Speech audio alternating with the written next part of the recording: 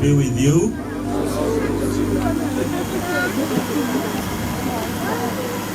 We begin as we sing the hymn on page 3. Sing Hallelujah forth in details, please.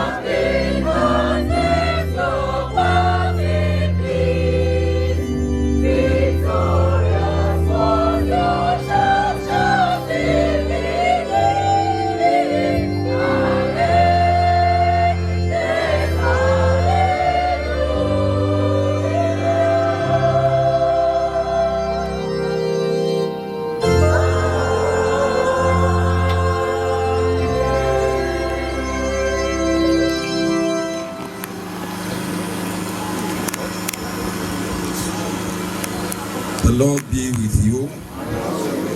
Sit down and let us pray. Our dear Father and our Lord, we thank you for this grace. We bless your holy name because it has pleased you to bring us together before thee to celebrate a life well spent of our brother, our father, our bishop, our husband, and our friend. Because you are the Alpha and Omega, we thank you, Father, because of what is going on here today. He was a Christian and slept a Christian. Thank you for sustaining the life. Thank you for the journey mercy granted every one of us to be here today. And at the same time, Father, we commit this service unto your hand. We pray that you take preeminent control. Let your spirit take total control of the service. Dictate unto us. Lead us. And lead the leader of this service. And we do everything here before thee to your glory and for the blessing of your people. For we pray through Jesus Christ, our Lord. Amen. The Lord's Prayer.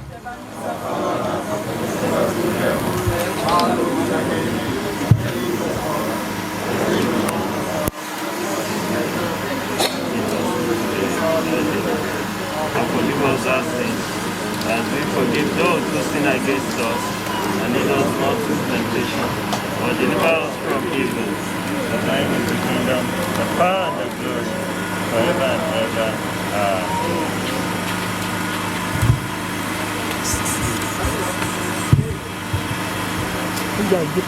Psalm 90. How did they do láti kà á? A ó sì kà á ní àtàgbà. Ó wà ní ojú ìwé kẹta ìwé ọwọ́ wa. Olúwa, ìwọ ni tí ń ṣe ìdójókòó wa láti ìrandíran.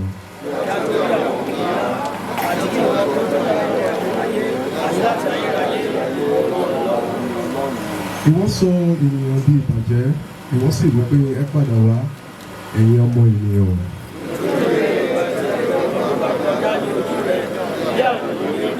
Àti bí ìjà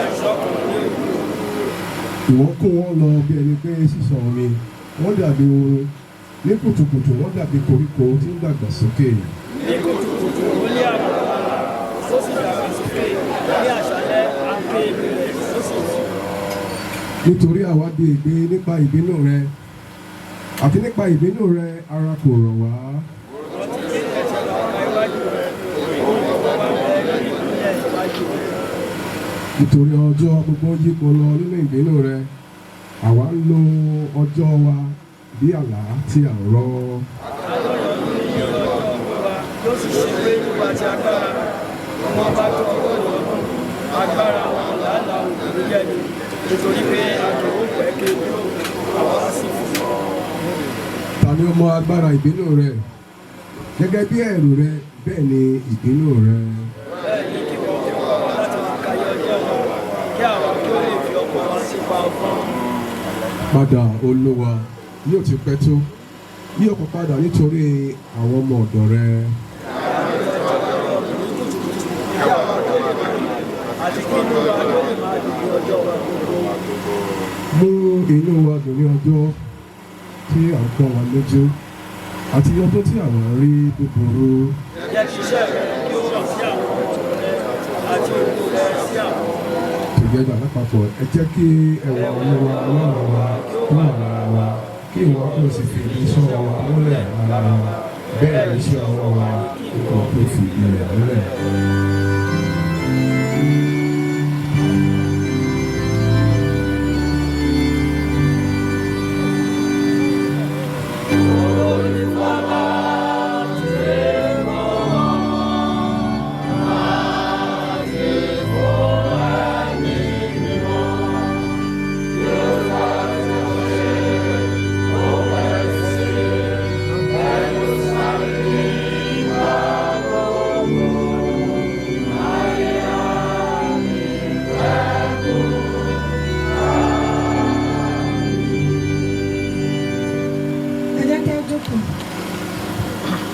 Agbára Olúwa ó ṣe wá nínú ìwé ìfihàn orí 7 ẹsẹ̀ 9 títí dé ẹsẹ̀ 17. Ìfihàn orí 7 ẹsẹ̀ 9 títí dé ẹsẹ̀ 17. Lẹ́yìn náà mo rí sì kíyèsí ọ̀pọ̀lọpọ̀ ènìyàn tí ẹnikẹ́ni kò lè kà láti inú orílẹ̀-èdè gbogbo àti ẹ̀yà àti èèyàn àti láti inú èdè gbogbo wa. Wọ́n dúró níwájú ìtẹ́ àti níwájú ọ̀dọ́ àgùntàn náà. A wọ̀ wọ́n ní aṣọ funfun, ìmọ̀ ọ̀pẹ sì ń bẹ ní ọwọ́ wọn.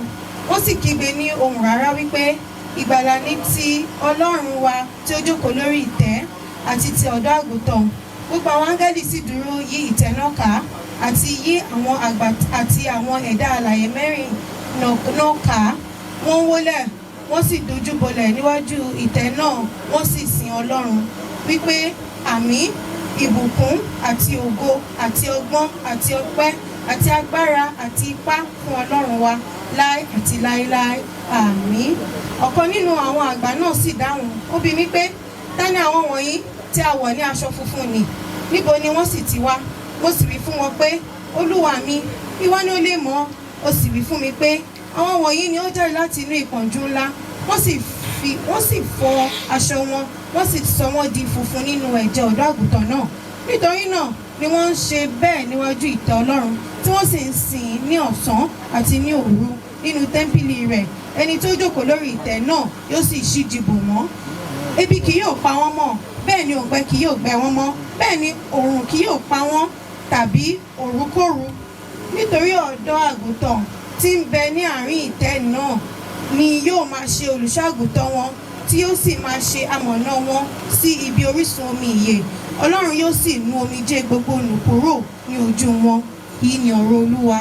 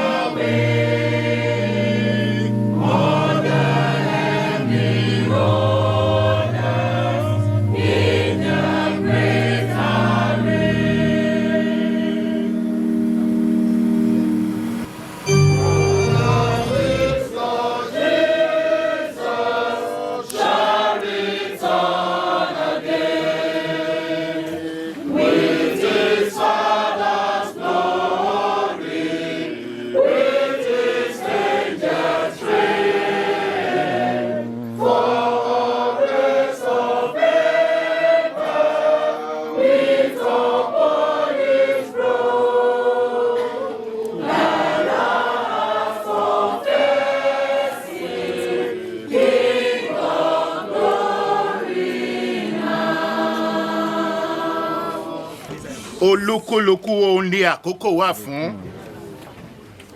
àti ìgbà fún iṣẹ́ gbogbo lábẹ́ ọ̀run, ìgbà bíbí ni àti ìgbà kíkú, ìgbà gbígbìn àti ìgbà kíká ohun tí a gbìn, ìgbà pípa àti ìgbà ìmúláradá, ìgbà wíwó lulẹ̀ àti ìgbà kíkọ́, ìgbà sísọkún àti ìgbà rírẹ́rìn, ìgbà sísọ̀fọ̀ àti ìgbà jíjó, ìgbà kíkó òkúta dànù àti ìgbà kíkó òkúta jọ, ìgbà fífọwọ́ kóni mọ́ra àti ìgbà fífà sẹ́yìn ní fífọwọ́ kóni mọ́ra, ìgbà wíwárí àti ìgbà sísọnù, ìgbà pípamọ́ àti ìgbà sísátì, ìgbà fífàya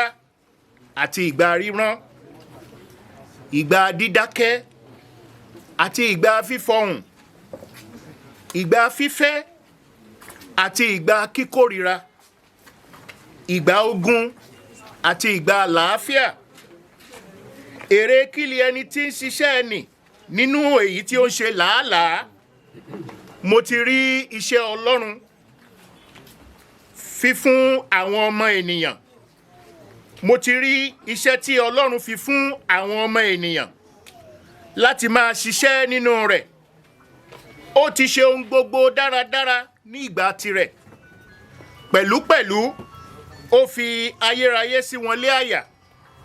Bẹ́ẹ̀ ni ẹnìkan kò lè rídìí iṣẹ́ náà tí Ọlọ́run ṣe láti ìpilẹ̀ṣẹ̀ títí dé òpin.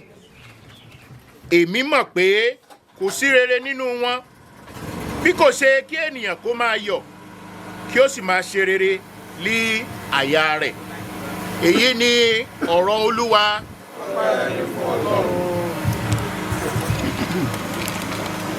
Item 7.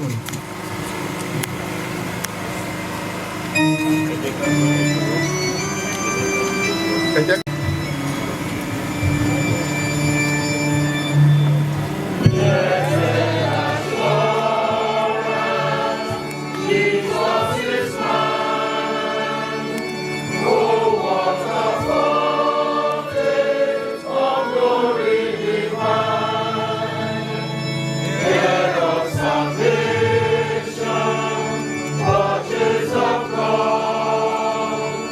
Born of His Spirit.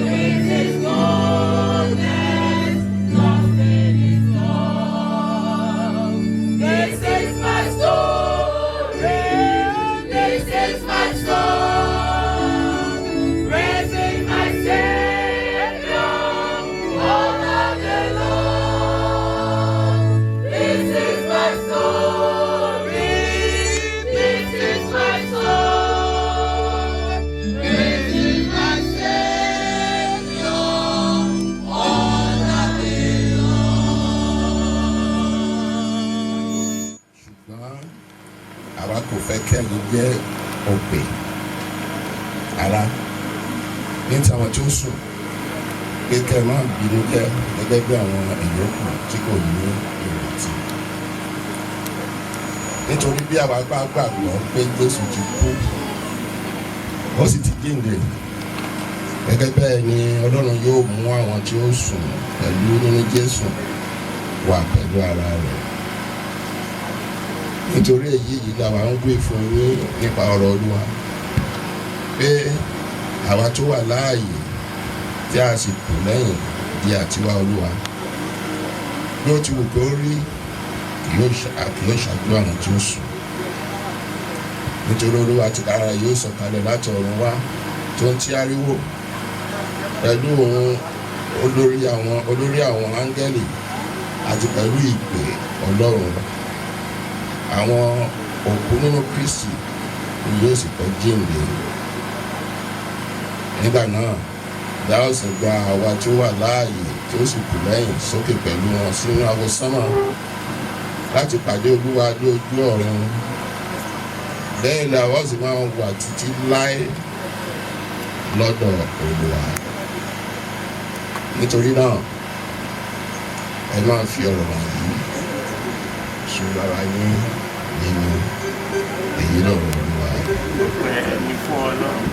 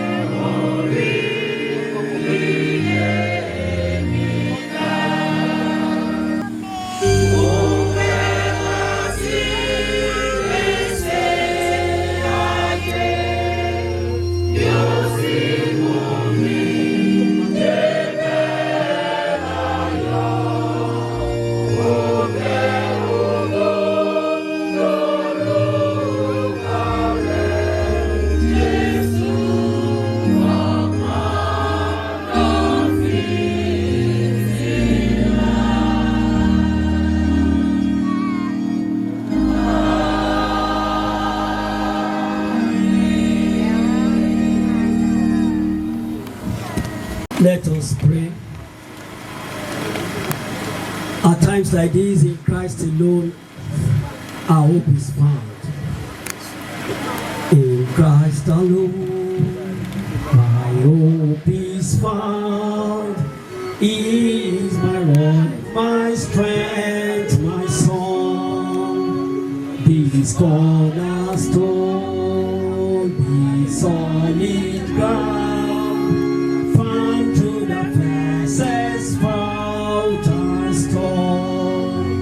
What heights of love, what depths of peace, when strife cease, when striving cease, my comforter, my all in all, yeah, in the blood of Christ I stand.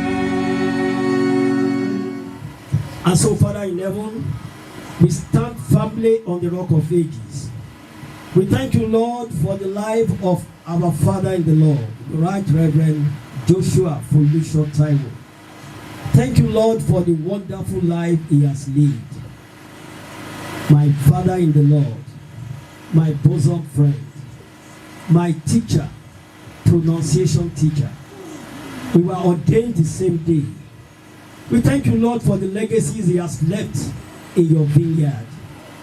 It is not how long, but how well.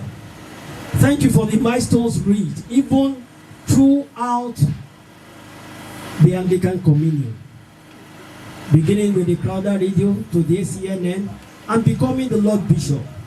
Everlasting Father, we know no one can fight death when it has come. You called him at the right time.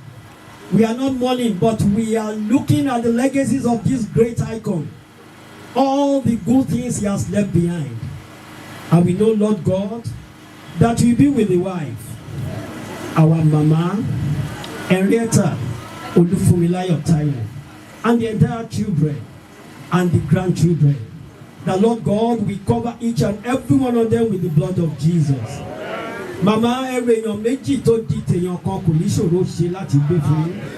Mo gbàdúrà lórúkọ Jésù, ẹ máa rí àwọn ọmọ yìí àti àwọn ọmọ ọmọ yín, inú yín yóò máa dùn ní.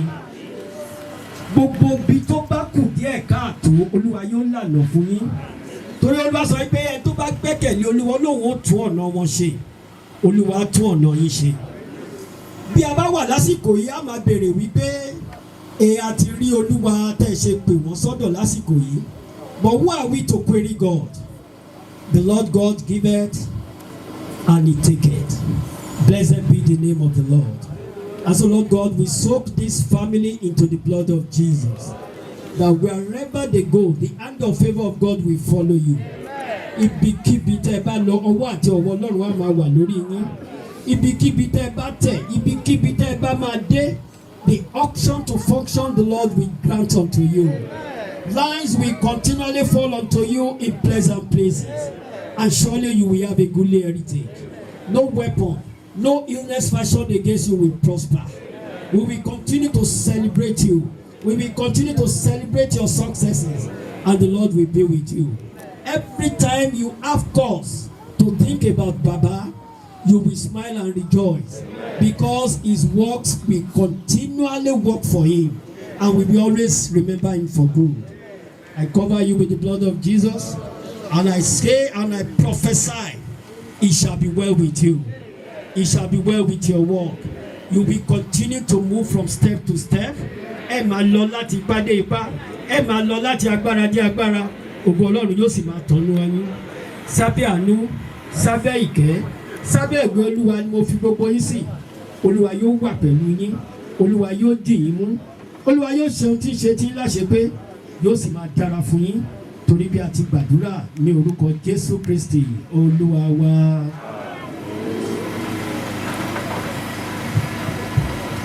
Iwájú inú àdúrà náà, pàápàá fún àwọn ẹbí, bàbá wa nínú Olúwa tó pè sọ́dọ̀ ara rẹ̀, Right Reverend Joshua Folusho Taiwo.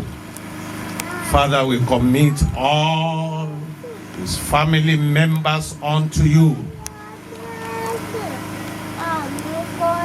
We take solace in your word that you are the Father of all comforts, who comfort us from all our troubles, that you may with the same comfort comfort every other person that needs such comfort. Father, to all close and extended family members, we ask that comfort will come from the throne of grace and mercy now.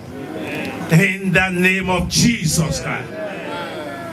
You are the Lord, besides you there's none else. Your eyes go to and fro all over the world to prove yourself a mighty God. And so will you do concerning all family members of the past battered soul in the name of Jesus Christ. You are the helper of the helpless. Lord, so we ask, there is anyone in that position among the family members, and of course we are all helpless in this present world, we pray at every point in time, send help where they will need help in the name of Jesus. But adventure, there's any one of them who have not known the Lord Jesus. Lord, we pray that the sorrow of this time will walk godly sorrow for them unto repentance, unto salvation, unto establishment in the Lord in the name of Jesus Christ. Thank you, dear Father. And by extension, O Lord, the primate, the archbishop, bishops, house of clergy, house of laity, we are all members of his family, the body of Christ. And so we are praying, O Lord, that you will sustain all of us in the race to eternity, that we will not fall by the wayside, we will not falter. In the name of Jesus Christ, you will establish all of us in the cause and this scepter of righteousness of yours that to which you have called us. And Lord, you help us to be faithful unto the end in the name of Jesus Christ. Your power will uphold us. Thank you, dear Father. Blessed be the name. And if there is anyone among the family members who is saying, who is really, overtaken by what has happened, Lord, we are asking that glory from the throne of grace and mercy, like the one that fell upon the apostle on the day of Pentecost, will come upon such, and you will cause us to do greater exploit than your servant has done in the name of Jesus Christ. Thank you, dear Father. Blessed be the name, O Lord. Lord, sustain all of us in the race to eternity until the glory, like the only begotten Son, be made manifest upon us all, that is full of truth and that is full of grace. Thank you for more than this we do. And at the end of our course in this world, and all of us will be able to stand before the Son of Man and receive a part at the back to the kingdom that you have prepared. This and many more, the supplications of our heart for both the immediate family, for the extended family, and for all of us in the body of Christ. For in Jesus' mighty name we pray. Ọba ayérayé agbé ọ̀gá ayọ̀ ayìn ológun nítorí pé ẹ̀yin ni Ọlọ́run. Ẹ yí padà rí, ọ̀rọ̀ ẹnu yín ò yí padà. A dúpẹ́ nítorí Dáúsìsì Òkè Ọ̀ṣun. A dúpẹ́ iṣẹ́ rere tọ́mọ rẹ ti gbéṣe nínú Dáúsìsì náà.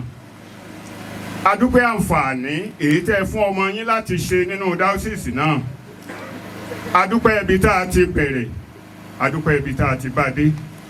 A dúpẹ́ nítorí pé ń gbọ́ tiwa, a dúpẹ́ nítorí pé tún máa gbọ́ tiwa. A dúpẹ́ nítorí ayọ̀ tọjọ́ òní, a dúpẹ́ nítorí àwọn ọmọ rẹ. Ọ̀pọ̀lọpọ̀ ló ti bi tó jìnnà wá, ọ̀pọ̀lọpọ̀ ló ti bi tó súnmọ́ wá síbí láàárọ̀ yìí. A pa gbogbo ẹ̀ pọ̀, a dá ọpẹ́ padà sọ́dọ̀ yín, Olúwa wa gba ọpẹ́ wa. Ọba ayérayé, ẹ wá gba ìyìn wa. A dúpẹ́ nítorí àwọn tó ti lò ní Dáúsìsì náà. A dúpẹ́ àwọn tó ń lò lọ́wọ́lọ́wọ́.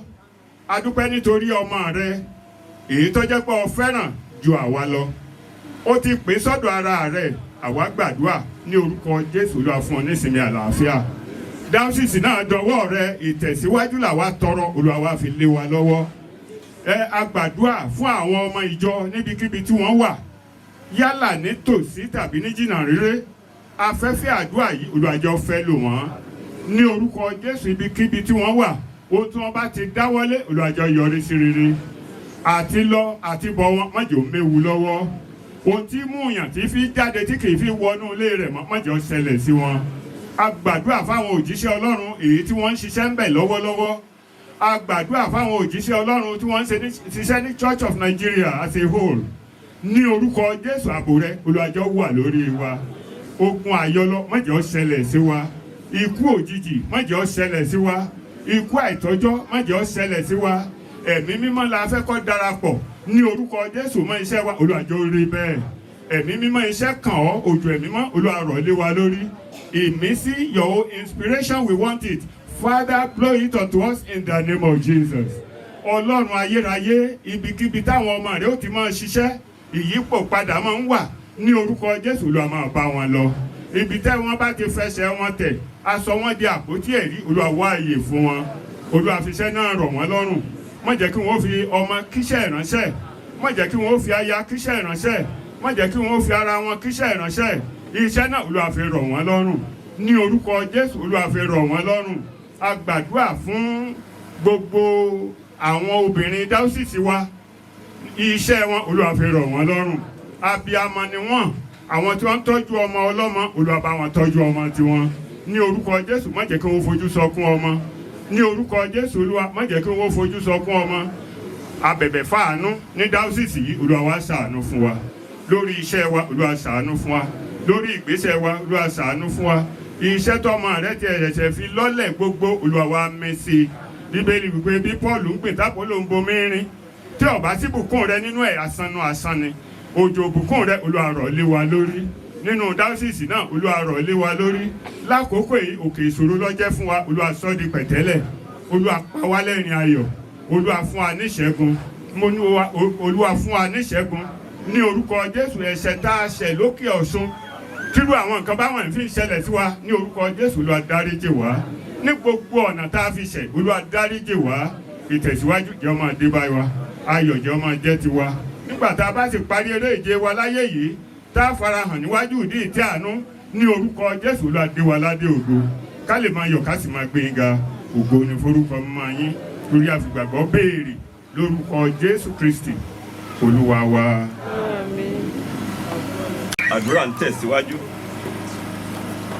nígbà tí à ń gbàdúrà fún àwọn ìránṣẹ́ Ọlọ́run àti ìjọ Ọlọ́run lápapọ̀ ní Òkè Ọ̀ṣun Diocese. Jésù mímọ́, ọ̀rẹ́ àìrí, atóbi jọba ìyanu, a dúpẹ́ fún ìpè rẹ nínú ayé gbogbo wa lápapọ̀, pàápàá àwọn ìránṣẹ́ rẹ àti ìjọ tẹ́ fi wọ́n ṣe olórí fún ní Òkè Ọ̀ṣun Diocese. A dúpẹ́ pé nípa ìpè náà ńlẹ̀ sọ agbègbè yẹn di ọmọ ìdílé Ísírẹ́lì nínú Jésù. A dúpẹ́ fún iṣẹ́ ìránṣẹ́ tẹ́ ká ẹnìkọ̀ọ̀kan wọn yẹ fún. A sì dúpẹ́ pé ara ìlérí tẹ́ ṣe ni pé bóde ọ̀run àpáàdì kò ní lè borí ìjọ yín. Jẹ́ bàbá mímọ́, ẹ gba ọpẹ́ wa o. Jẹ́ lákòókò yìí pẹ̀lú oore ọ̀fẹ́ ètẹ́ fún wa láti gbàdúrà lákòókò yìí. A súre fún diocese náà, gbogbo àwọn oníṣẹ́ tó wà níbẹ̀ àti ìjọ Ọlọ́run lápapọ̀. Bàbá ẹ bá wa súre fún wọn. Ìpè yín, ohun tí ọ̀rọ̀ yín fi yé wa ni pé ìpè aláìlábàámọ̀ ni lórúkọ Jésù. Ìpè náà ẹ má jẹ́ kí ó jẹ́ ti àbámọ̀ lọ́wọ́ ẹnikẹ́ni nínú wọn. A gbàdúrà Olódùmarè, àníṣe gbogbo iṣẹ́ tẹ́ gbélé wọn lọ́wọ́, ẹ jẹ́ wọn ó lè máa ṣe tayọ̀tayọ̀. Ẹ jẹ́ wọn máa rójú yín nínú iṣẹ́ náà. Ẹ jẹ́ wọn ó lè máa fìfẹ́ yín hàn. Ẹ máa dáàbò bò wọn lọ́wọ́ ọ̀dánwò. Kẹ́ ẹ pa ọkàn ọmọ kúrò lọ gbogbo àníyàn ayé yìí. Ohunkóhun tẹ́ wá fi fún ẹnì kọ̀ọ̀kan wọn gẹ́gẹ́ bí ìránṣẹ́ àti ìjọ Ọlọ́run lápapọ̀. Ẹ jẹ́ wọn ó lè máa lò fógo yín. Kí wọ́n fayọ̀ súré ìje náà. Kí wọ́n ó sì bá ìrìn títí dọ̀run. Ǹjẹ́ a tún fi wọ́n lé lọ lẹ́ẹ̀kan sí Olúwa, pàápàá lẹ́yìn ìpapòdà bàbá wa Folúṣọ́ Táíwò. A gbàdúrà ikú ẹ má jẹ́ kó jẹ́ àkúfà níjọ náà. Ẹ má jẹ́ kó jẹ́ àkúfà ní diocese náà. Ọ̀pá ìtẹ̀síwájú ètí iṣẹ́ yín yóò fi máa gbèrú sí lórúkọ Jésù, ẹ gbélé ẹnìkọ̀ọ̀kan wọn lọ́wọ́. A dúpẹ́ bàbá torí pé ẹ ti gbọ́. Ògo ni forúkọ yín. Gbogbo ètò yòókù yóò máa tẹ̀síwájú lákòókò yìí lórúkọ Jésù, ẹ wá máa darí wa. Gbogbo ìrìn àjò èyí tó kù tá a rìn lẹ́yìn ìpéjọpọ̀ ti sìn, ẹ wá fi rọ̀ ẹnìkọ̀ọ̀kan wa lọ́rùn. Òwe náà ni eléyìí jẹ́ fún ẹnìkọ̀ọ̀kan wa bàbá, pé tiwa náà díjọ́ kan lónìí. Èyí tó kù tẹ́nìkọ̀ọ̀kan wa ó lò láyé, ẹ má jẹ́ á fi bọ̀run jẹ́ o. Ògo ni forúkọ yín o. Ògo ni fún orúkọ yín. Ògo ni fún orúkọ yín. Kógo náà kó máa jẹ́ tiyín láéláé o. Kí ọpẹ́ kó máa jẹ́ tiyín láéláé o. Kí ìyìn kó máa jẹ́ tiyín láéláé. Kí gbogbo wa ká di alábùkún fún. Ká dẹni ìdáláre. Ká di aṣẹ́gun. Ká ju aṣẹ́gun lọ. Ní orúkọ Jésù Kristi, Olúwa àtolùgbàlà wa. Praise the Lord. Kí wọ́n tó kọrin, màá fẹ́ pe Dr. Canon Adéagbo to just say one or two things about this hospital. Ṣé mo nǹkan kan pẹ̀? Ẹ jọ. Hallelujah. Mo fẹ́ kó sọ̀rọ̀ pa ìwòsàn àtàwọn tó nílò ìwòsàn. Mo dúpẹ́ lọ́wọ́ bàbá tí wọ́n fún mi ní àǹfààní láti sọ̀rọ̀ yìí. A dúpẹ́ lọ́wọ́ Ọlọ́run fún ọjọ́ òní pé aláǹfààní láti ṣe ẹ̀yẹ yìí fún bàbá wa. Bẹ́ẹ̀ bí mo ṣàlàyé fún wa lánàá, bàbá ní ìpòǹgbẹ púpọ̀. Wọ́n sọ fún wa bí ìṣẹ̀lẹ̀ yìí ṣe bẹ̀rẹ̀. Nígbà tí a pè wọ́n sí ẹnu iṣẹ́ ìránṣẹ́, wọ́n ṣiṣẹ́ ní ìjọ kan ní Òkè Baálẹ̀ ní Òṣogbo. Àárín àwọn Mùsùlùmí ni wọ́n ti ṣiṣẹ́ yìí. Tí wọ́n bá ti gba Jésù ní Olúwa, wọ́n ní àwọn aráalé wọ́n ń ta wọ́n lọ́fà. Tí àìsàn wà máa bò wọ́n á wá sáré padà wá sí inú ìjọ.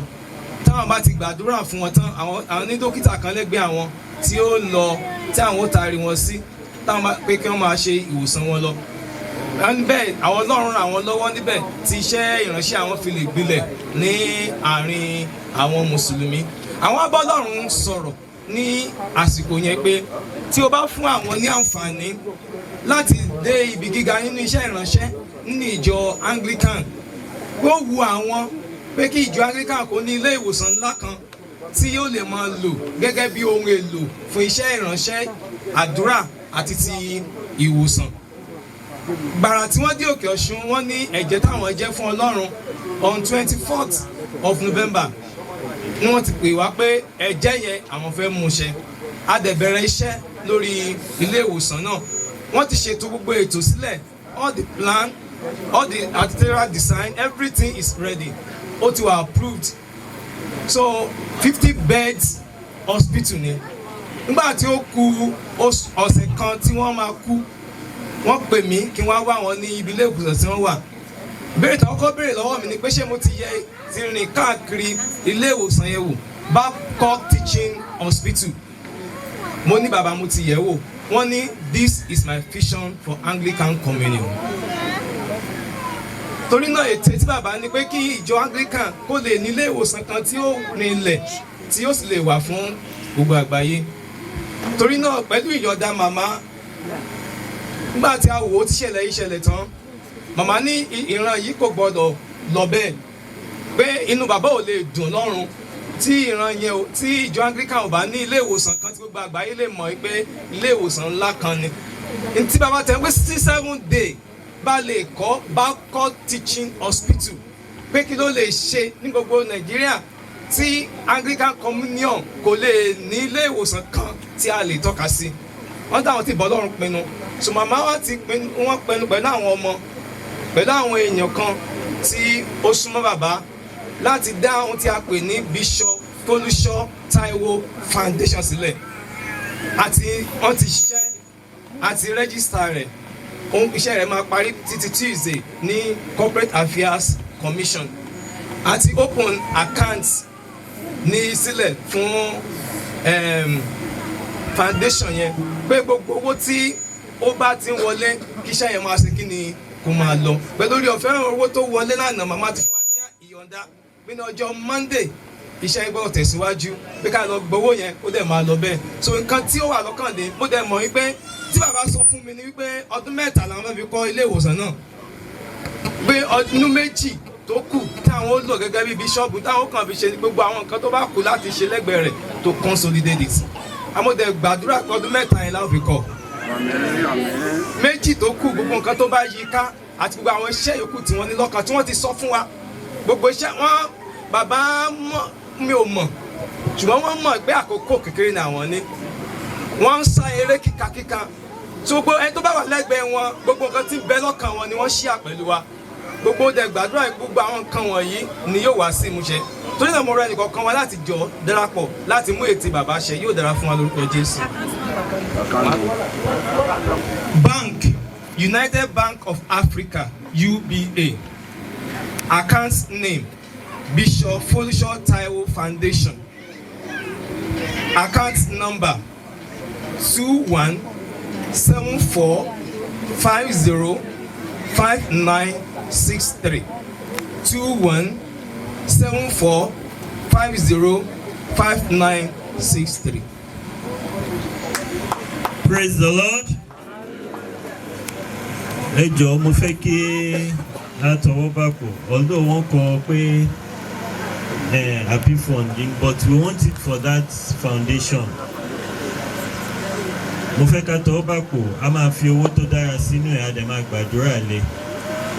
Tí bá mọ̀ nǹkan kan pa Bishop Folusho Taiwo ìgbà tí wọ́n bá mi ní Àbújá a ṣẹ̀ fẹ́ bẹ̀rẹ̀ Crowther Radio ní ọ̀pọ̀lọpọ̀ nǹkan ló dẹ̀ dàbí pé báwo ló ṣe máa ṣe é ṣe ṣùgbọ́n nígbà tí wọ́n dé wọ́n ní kíní máa ṣe é ṣe wípé tó jù lọ gan a máa ṣe and before long once he has that vision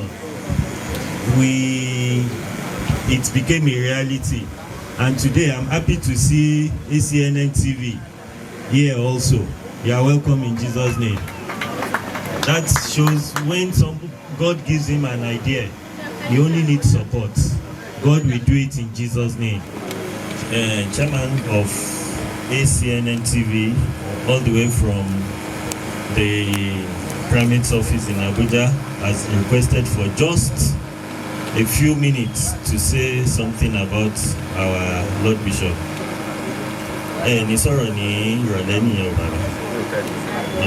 Okay, God bless you, sir. Ẹ ṣé sá o, mo dúpẹ́ fún àsìkò fún àyètẹ́ fún mi. I don't have a short tribute, not a short one for Folusho Taiwo. I title it God Understands. Standing to read a tribute to departed younger brother jabs the heart with searing pain comparable only to childbirth. Indeed, mourning a man like Folusho Taiwo, who has been part of me in virtually everything, feels so terrible, like one's half is gone. But that is one of the biggest ironies of life and death. Words fail me. Yet, meeting and knowing Folusho Taiwo was one experience I will cherish for the rest of my days. Right from when he was a reporter and newsreader at the Broadcasting Corporation of Oyo State, BCOS, to when he became a priest and relocated to Abuja. We bonded socially, physically, and spiritually. We were like brothers from another mother. We were kindred spirits of the pen. You can then imagine my shock as news of his painful exit came. It hit me like a bolt of thunder. I still reel in shock and profound pain and sorrow as I struggle to come to terms with the fact that Folusho is truly gone. I still find it difficult to accept the reality of his departure, and I see, as I stand before you this morning, the picture of a man who was humility personified. To say he was sociable and amiable is an understatement. His infectious smile keeps vibrating in my brain as I speak. Even now, I could hear and visualize him smiling, saying, "Egbon, it is well." The last time we met was during the Church of Nigeria Anglican Communion General Synod in Abuja. I saw him afar off. He was greeting his fellow bishops. I walked up to him. As soon as he sighted me, he stepped aside from the group and in his usual humble way greeted me with a bow then hugged me like he used to say. We exchanged pleasantry and spoke briefly in order to allow him to rejoin his colleagues. He apologized like he used to say, profusely, as we separated. If only I knew that would be the last time we will see, I would have held him up longer. So you can imagine how heartbroken I am doing this. Here is someone who should have been one of those to give me the fitting celebration of life when I fly away, but who now lie lifeless before us. Yet, as martyrs, and more importantly, as Christians, we cannot query God. We can never ask the Almighty why He decided to take this jewel away just days to His enthronement as the Bishop of Okeosho. Even though we mourn, we thank the Almighty God for giving us a man of God who came, saw, and conquered. Even though his sojourn on earth was short, his journey on this mortal plane was glorious, eventful, and worthy of emulation. Which further confirms the saying that it is not how long one spent on earth, but how well. In his 65 years on this plane, he touched many lives, and since his exit, the news has reverberated not only in Nigeria, but all over the world. Aburo, we love you, but God loves you more. May God grant your beautiful soul a blissful rest in the bosom of the Lord, your God, whom you serve so well. Adieu, Folisho Taiwo. Rest on till we meet at the feet of Christ. Praise the Lord.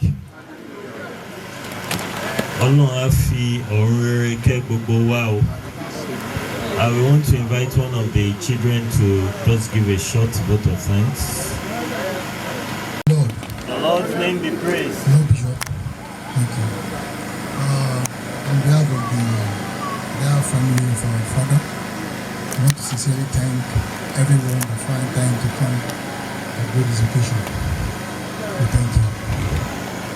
Our family, Honorable Sir, all the priests, I want to thank you.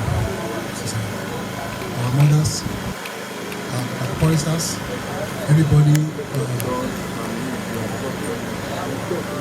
come, the person with us, we thank you very, very, very well. And we pray that God Almighty will feel mercy and going to console us all in Jesus' name. Amen. Thank you very much. Thank you, sir. Praise the Lord. We will rise to sing the hymn on page 7. Now thank we all our God. I was reading something this morning, and the person that wrote that hymn wrote it during some troubling times. Afọpẹ́ f'Ọlọ́run. That particular year, he as a priest buried 4,000 people. He buried 4,000 people, including his own wife. Orin làwa máa ń kọ, táwa fi máa ń ṣèkórè, tá a fi ń ṣe gbogbo. Ẹ jẹ́ ká dìde dúró ká fọpẹ́ f'Ọlọ́run fún arákùnrin wa.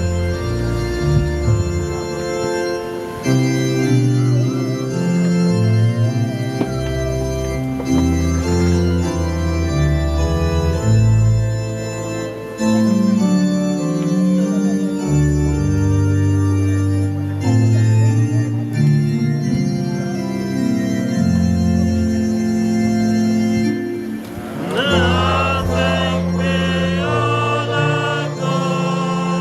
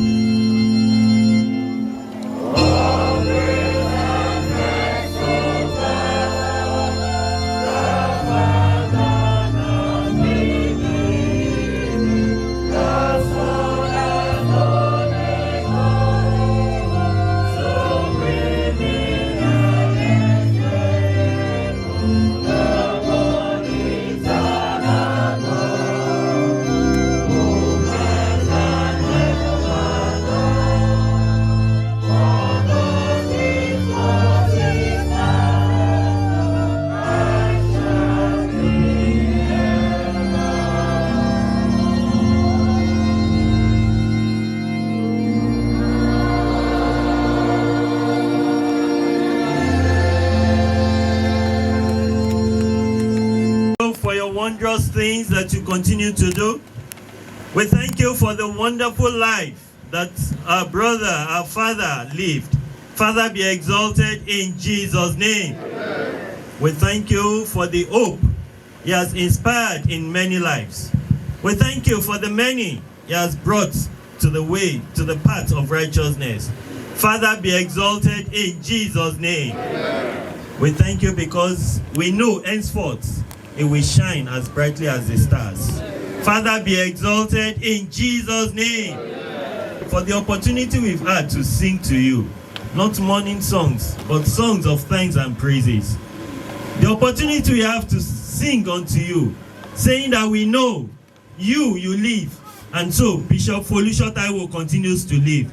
Father, be exalted in Jesus' name. Amen. Almighty God, as we will be continuing with the other programs, we commit each and everybody into your care. We thank you, Father, Lord God, once again for the immediate family. Mommy Taiwo and the children and grandchildren. Father, you will keep them safe in Jesus' name. Amen. You will keep them comforted in Jesus' name. Amen. Father, for everybody that will be traveling to and fro, Father, we decree there will be no accident in Jesus' name. Lórúkọ Jésù a ò ní rákùfà. Lórúkọ Jésù nípa ìsìnkú bàbá Folúṣọ́ Táíwò a ò ní rábàámọ̀. Ọlọ́run Olódùmarè kó gbàkóso, kó gbéra rẹ̀ ga. A fi gbogbo yín sábẹ́ ìfẹ́ Ọlọ́run o. A fi yín sábẹ́ ìkẹ́ Ọlọ́run, ìgẹ̀ Ọlọ́run, àánú Ọlọ́run, ààbò Ọlọ́run, ìpamọ́ Ọlọ́run, ìtọ́jú Ọlọ́run, ìwòsàn Ọlọ́run, ìpèsè Ọlọ́run àti ìdarí Ọlọ́run. Kí Ọlọ́run Olódùmarè kí ó bojú wò yín, kó ṣe ti yín ní pípé. May the Lord bless and keep you. Make his face to shine upon you. May the Lord lift up the light of his countenance upon you and give you peace. And the blessing of God Almighty, the Father, the Son, and the Holy Spirit abide upon each and every one of you evermore.